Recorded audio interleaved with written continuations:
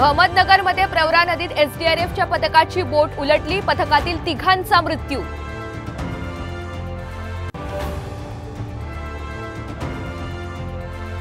उजनी धरणात बुडालेल्या 6 पैकी 5 प्रवाशांचे मृतदेह सापडले, बोट बुडाल्याने दुर्घटना।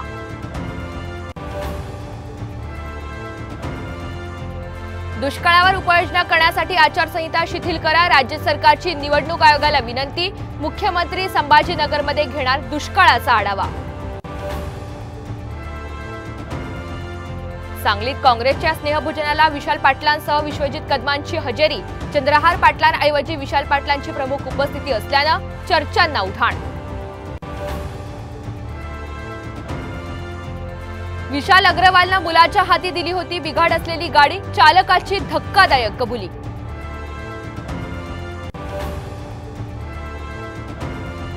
आणि मुंबईवर पाणी कपातीचं संकट, 7ही धरणांमधला साठा अवघ्या 10%वर।